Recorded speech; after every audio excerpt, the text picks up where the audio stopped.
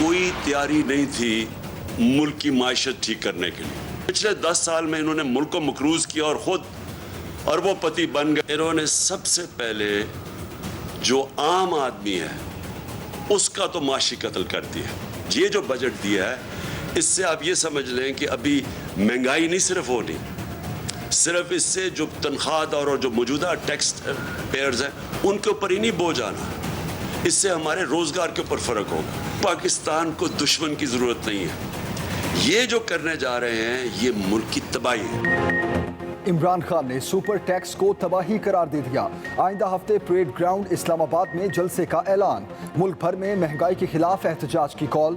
Chairman PTI ने कहा आने वाली नस्लों का मुस्तकबिल अंधेरों में झोंक दिया। नैब तरामीम करके एहतसाब के निज़ाम की कबर खोद दी।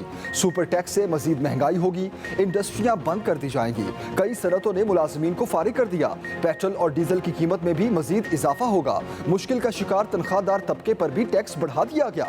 पहले हुकूमत ने 1 लाख तनख्वाहदार को टैक्स छूट दी, अब 50,000 तनख्वाहदार पर भी टैक्स लगा दिया गया। ये भी कहा नैब कानून में तरामीम को कबूल कर लिया तो पाकिस्तान को दुश्मन की जरूरत नहीं होगी। नैब के नए कानून के मुताबिक बैरून मुल्क अकाउंट्स का जिक्र अदालत में नहीं हो सकता।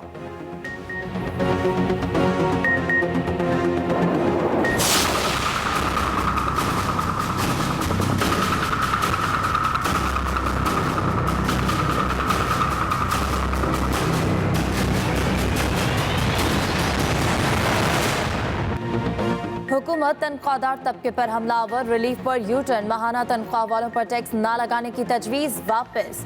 75,000 रुपए तक माहाना तनख्वाह लेने वालों को पहले 8 रुपए तक टैक्स अदा करना पड़ता था, बढ़कर 625 रुपए कर दिया जाएगा। 1 लाख तनख्वाहदार पर पहले 8 रुपए, अब 1250 रुपए माहाना टैक्स होगा। 1,25,000 तनख्वाहदार को पहले 955 रुपए, अब 4,375 रुपए टैक्स देना पड़ेगा। 1.5 लाख तनख्वाह वाले को 2,500 रुपए, अब 7,500 रुपए टैक्स देने की तजवीज़। 2 लाख रुपए माहाना लेने वाले को पहले 5,700 और अब 13,750 रुपए माहाना टैक्स अदा करना पड़ेगा। 2.5 लाख तनख्वाह लेने वाला अब 23,750 रुपए माहाना टैक्स अदा करेगा। 3 लाख माहाना आमदन वाला अब 33,750 रुपए इनकम टैक्स देने का पाबंद होगा। 4 लाख आमदनी पर 30,600 से टैक्स बढ़ाकर 58,750 रुपए कर दिया जाएगा। 5 लाख माहाना लेने वाले की 83,750 रुपए इनकम टैक्स कटौती होगी। 7 लाख रुपए माहाना पर हर माह 1,48,000 से ऊपर टैक्स भरा जाएगा। सुपर टैक्स के बाद ये महंगाई में और इजाफा होगा। अभी कुछ दिनों में देखते हैं 50,000 जिसकी एक सैलरी है उसके ऊपर टैक्स लग गया, 1 लाख रुपए के ऊपर लग गया। पहले गुजारा नहीं हो रहा था, महंगाई आप देखें किस तरफ जा रही है। इन्फ्लेशन इतनी हो गई है, एक आम बंदा जो कि सैलरी लेता है 12.5% इन्होंने सैलरी पे टैक्स लगा दिया। तो ऑलरेडी जिसकी 40,000 सैलरी है वो किस तरह मैनेज करेगा सारी चीज़ें वगैरह, तो ये बहुत मुश्किल हो जाएगा आम बंदे के लिए। बेसिक नेसेसिटीज़ ऑफ लाइफ है वो गवर्नमेंट देने में फ़िलहाल तो फेल है। अब ये जो टैक्सेस की रेशो है ये दिन ब दिन इंक्रीज़ होती जाएगी तो गरीब से गरीब बंदा होता जाएगा और जिसके पास पैसा है उसको कोई परवाह नहीं है, उसके लिए कोई मसला नहीं है। सांस लेने पर भी टैक्स लगाते हैं, वो मुफ्त क्यों रह गया? तनख्वाहदार तबका हुकूमत से सख्त खफा। नए इनकम टैक्स को जालिमाना करार दे दिया। कहा पहले ही बहुत टैक्स दे रहे हैं, सैलरी पर इनकम टैक्स थोड़ा नहीं, हर चीज पर भी टैक्स भरते हैं। हुकूमत का जोर सिर्फ तनख्वाहदार पर ही चलता है। पूरे मुल्क में सैलरी लेने वालों से ही टैक्स निचोड़ा जाता है। सबको टैक्स नेट में लाने का मुतालबा।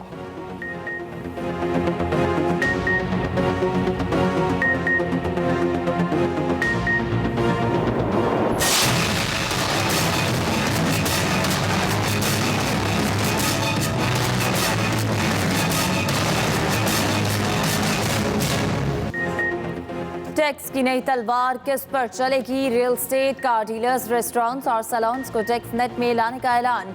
वज़ीर खजाना मिफ्ताह इस्माइल ने आइंदा का प्रोग्राम भी बता दिया। कहा मरहलावार लाखों दुकानों को टैक्स नेट में ला रहे हैं।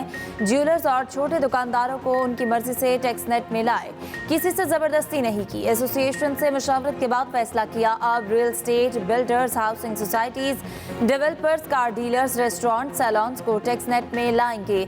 अगले चंद महीनों में इन तमाम पेशावर अफराद को टैक्स नेट में लेकर आएंगे।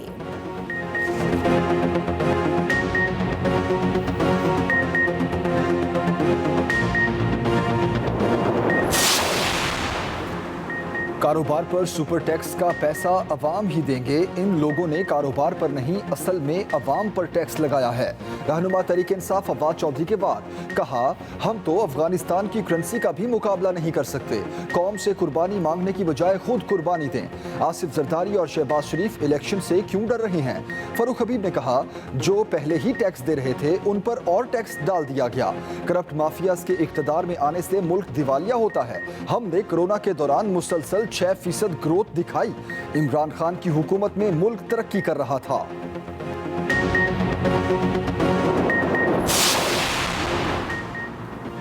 एमक्यूएम ने पीपल्स पार्टी की शिकायत वज़ीर-ए-आज़म को लगा दी। पीपल्स पार्टी से होने वाले मुआहदे पर अमल दरामद न होने का शिकवा वज़ीर-ए-आज़म से बतौर जमानती किरदार अदा करने का मुतालबा कर दिया। दौरा कराची के दौरान मुत्तहिदा के वफ्द की वज़ीर-ए-आज़म शहबाज शरीफ से मुलाकात, मरदमशुमारी, इंतखाबी इस्लाहात, बल्दियाती इलेक्शन में इत्तेहाद समेत मुस्तकबिल के वर्किंग रिलेशनशिप पर गुफ्तगू। गवर्नर सिंध की तैनाती पर भी बातचीत। एमक्यूएम के विफाक के तहत जारी मंसूबों और ट्रांसपोर्ट के मसाइल हल करने की दरख्वास्त। वज़ीर-ए-आज़म की वादे पूरे करने की यकीन दहानी। कहा, शहर सिंध खुसूसन कराची के लिए हर वादे को पूरा किया जाएगा। वज़ीर-ए-आज़म शहबाज शरीफ की नवाब शाह आमद, आसिफ जरदारी और बिलावल से मुलाकात, वालिदा के इंतकाल पर ताज़ियत की। अमन की ख्वाहिश को कमजोरी ना समझा जाए। अफवाज पाकिस्तान हर खतरे से निमटने की सलाहियत रखती है। वज़ीर-ए-आज़म शहबाज शरीफ ने दुश्मनों को खबरदार कर दिया। हमारी अमन की ख्वाहिश को कमजोरी ना समझा जाए। नेवल अकेडमी कराची में पासिंग आउट परेड की तकरीब से खिताब में शहबाज शरीफ ने कहा, मुल्की दिफा मजबूत बनाने पर कौम को मुसल्लह अफवाज पर फख्र है। पाकिस्तान को फजा और समंदर में धमकाने वालों को दंदान शिकन जवाब दिया गया। हुकूमत पाक बहरिया को तमाम ज़रूरी वसाइल मुहैया करेगी। पुरअमन माहौल में ही तरक्की का हसूल मुमकिन है। गलतियों से सबक सीख कर मेहनत और लगन से अपना मकाम हासिल कर सकते हैं। वज़ीर-ए-आज़म ने नुमाया कारकर्दगी दिखाने वाले कैडेट्स में इनामात तकसीम किए। गार्ड ऑफ ऑनर का मुआयना किया।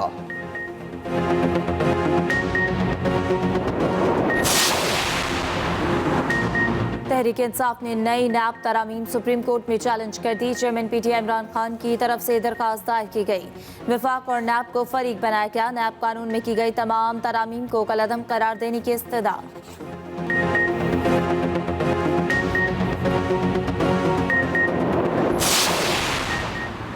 वज़ीर कानून आज़म नज़ीर तारड़ ने इमरान खान के बयान को झूठ का पलिंदा करार दे दिया। कहा, मुल्क को मुआशी बहरान में धकेलने में इमरान खान और नैब भी जिम्मेदार है। नैब कवानीन में 80% तरामीम इमरान खान की लाई हुई हैं। ये वही 80% तरामीम हैं जो PTI दौर में ऑर्डिनेंस के जरिए नाफिज की गई। मौजूदा हुकूमत ने इन तरामीम को पार्लियामेंट में ले जाकर एक्ट की शक्ल दी। तमाम तरामीम आईन व कानून के मुताबिक हैं। इमरान खान अदालत से रजू कर चुके हैं। फैसला अदलिया पर छोड़ दें। तरामीम शरीयत, आइन और कवानीन के ऐन मुताबिक हैं। आज़ाद और खुद मुख्तार पार्लिमान में बहस के बाद नैब तरामीम मंजूर की गईं।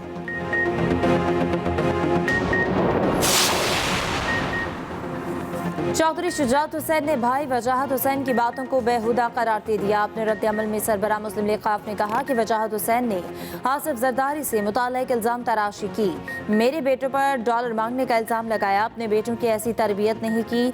मेरे ही कहने पर फिलहाल मेरे बच्चे खामोश हैं। इनको तलकीन की हुई है कि हमेशा सच बोलना, वादे का पास रखना। मेरे कहने पर ही अपोजिशन के मुतफ़क्का उम्मीदवार शहबाज शरीफ को वोट डाला गया था। वजाहत हुसैन की बातों को जवाब किसी वक्त गुजरात वालों के सामने दूंगा। इनको बताऊंगा कि किसका कौन सा हल्का है। मौलवी इलाही के खिलाफ तहकीकात। नवाज चपड़ासी के नाम पर 32 अकाउंट्स होने का इंकशाफ। FIA ने मौलवी इलाही के खिलाफ मनी लॉन्ड्रिंग के मुकदमे में जवाब जमा करवा दिया। FIA के सवालात पर मौलवी ने नवाज चपड़ासी को जानने से इनकार किया। उसके शेयर से मुतालिक भी नफी में जवाब दिया। मौलवी इलाही ने कहा, उन्हें नवाज चपड़ासी के अकाउंट्स का इल्म नहीं। मोहम्मद नवाज भट्टी को जानता तक नहीं। FBR में जमा कराई गई तफसीलात में सब कुछ वाज़ेह है। स्टेट बैंक और निजी बैंक्स ने सूद के खिलाफ शरई अदालत का फैसला चैलेंज कर दिया। सुप्रीम कोर्ट में दरखास्त दायर। अपील में कहा गया कि वफाकी शरई अदालत ने सुप्रीम कोर्ट रिमांड ऑर्डर के अहकामात को मद्देनजर नहीं रखा। सेविंग सर्टिफिकेट से मुतालिक रूल्स को खिलाफ इस्लाम करार देते हुए रूल्स में तरमीम का हुक्म दिया। शरई अदालत के फैसले में उठाए गए निकात की हद तक तरमीम की जाए।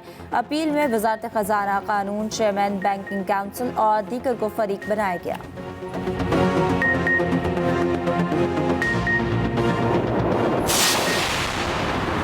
मौलाना फजलुर रहमान कहते हैं बैनुल अक़वामी मिशन लेकर जो इक़्तिदार तक पहुँचे उनका एजेंडा पाकिस्तान का खात्मा था। आज निशाने पर हमारा आइन और इस्लामी तहजीब है। पानामा का मामला सियासी अदम इस्तेहकाम लाया था, मुआशी अदम इस्तेहकाम आपने इमरानी हुकूमत में देख लिया।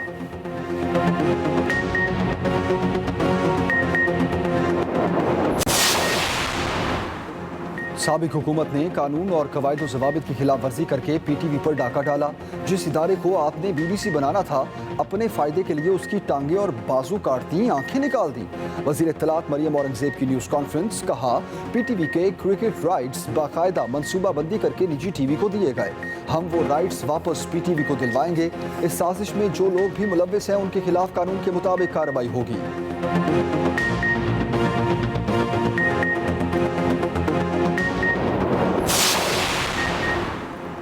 जमात इस्लामी महंगाई के खिलाफ मैदान में अमीर जमात इस्लामी की क़यादत में रहीम यार खान से 3 रोज़ा ट्रेन मार्च का आगाज़। सिराजुल हक ने कहा हुकूमतें आई और चली गई मगर जनूबी पंजाब को सूबा बनाने का वादा पूरा नहीं हुआ। IMF के गुलामों का दौर ख़त्म होने वाला है। ट्रेन मार्च जाबिराना और फरसूदा निज़ाम के खिलाफ जिहाद है। पाकिस्तान जल रहा है, अवाम अपने हक के लिए ट्रेन मार्च का हिस्सा बने।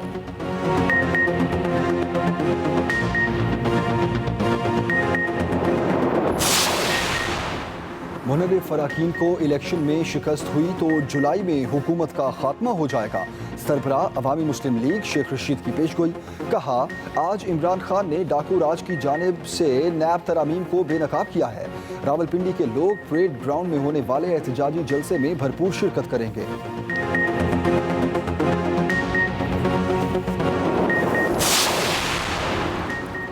दौलत मुश्तरका के उमूर नौजवानान के वज़रा की 10वीं कॉन्फ्रेंस इस्लामाबाद में होगी। पाकिस्तान 2023 में मेज़बानी करेगा। रवांडा में दौलत मुश्तरका के इजलास से खिताब करते हुए वज़ीर आज़म शहबाज शरीफ ने कहा कि दौलत मुश्तरका ममालिक में 60% से ज़ायद आबादी नौजवानों की है। रुकन ममालिक को नौजवानों की तरक्की के लिए डिजिटल तौर तरीके अपनाना होंगे। नौजवान नस्ल की तरक्की के लिए अपना किरदार अदा करने के लिए हम वक्त तैयार हैं। सिंध में बल्दियाती इलेक्शन का दंगल आज सजेगा। पहले मरहले में 14 इस्लामी इलेक्शन होगा। तैयारी मुकम्मल। इंतखाबी सामान पोलिंग स्टेशन पर पहुंचा दिया गया। पोलिंग सुबह 8 बजे शुरू होगी, शाम 5 बजे तक बिला तातुल जारी रहेगी। सिक्योरिटी के भी इंतहाई सख्त इंतजामात होंगे। घोटकी, सक्खर, खैरपुर, जैकबाबाद, कशमोर, शोदात कोट, लाड़काना समेत दीगर अजला में पहले मरहले में ज़िमनी इलेक्शन होगा।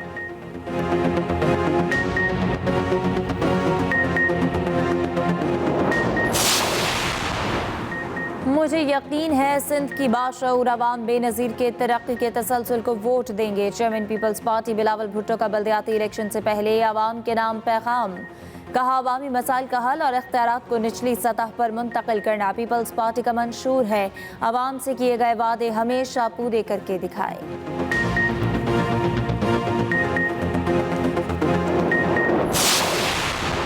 इमरान खान का सिंध में PTI उम्मीदवारों को हिरासा करने का इल्ज़ाम, कहा बल्दियाती इलेक्शन में पीपल्स पार्टी हमारे उम्मीदवारों को हिरासा कर रही है। सिंध के अवाम तहरीक इंसाफ को वोट दें, जरदारी माफिया का सफाया करें।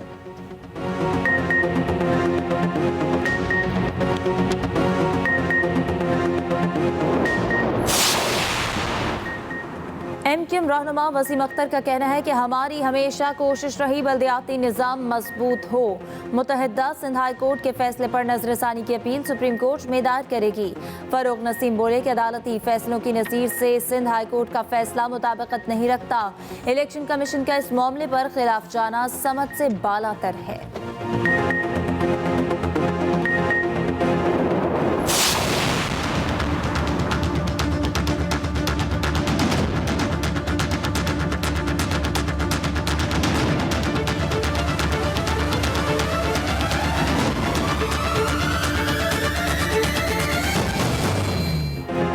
मुल्क में कोरोना फिर सर उठाने लगा। केसेस की शरह में नुमाया इजाफा, मजीद 435 मरीज रिपोर्ट। मुल्क भर में कोरोना केसेस की शरह 3.19% हो गई। एक मरीज का इंतकाल जबकि 87 की हालत तशवीशनाक है। कराची और हैदराबाद में सूरत हाल संगीन होने लगी। कराची में मस्बत केसेस की शरह 19.65 जबकि हैदराबाद में 11% से ऊपर हो गई।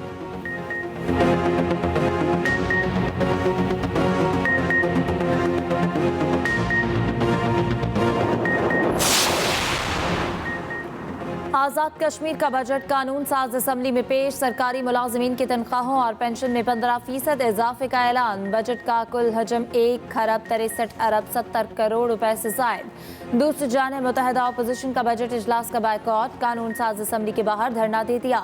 वज़ीर आज़म सरदार तनवीर इलियास की सदारत में काबीना ने बजट तजावीज़ की मंजूरी दी। काबीना इजलास में बीजेपी रहनुमा के गुस्ताखाना बयान की शदीद मसम्मत।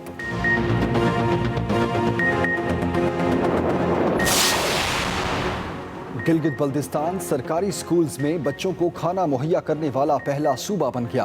वज़ीर आला जीबी ने प्रोग्राम का बाकायदा इफ्तिताह कर दिया। मंसूबे के तहत बच्चों को हफ्ते में 6 दिन ग़िज़ाइयत से भरपूर खाना मिलेगा। वज़ीर आला जीबी खालिद खुर्शीद कहते हैं, हुकूमत इंसानी वसाइल पर सरमायाकारी करने पर यकीन रखती है। स्कूल्स के बच्चों के लिए पहले ही ट्रांसपोर्टेशन अलाउंस का इजरा कर दिया है। IT बोर्ड कैंप के इजरा से भी तलबा को बहुत फ़ायदा होगा।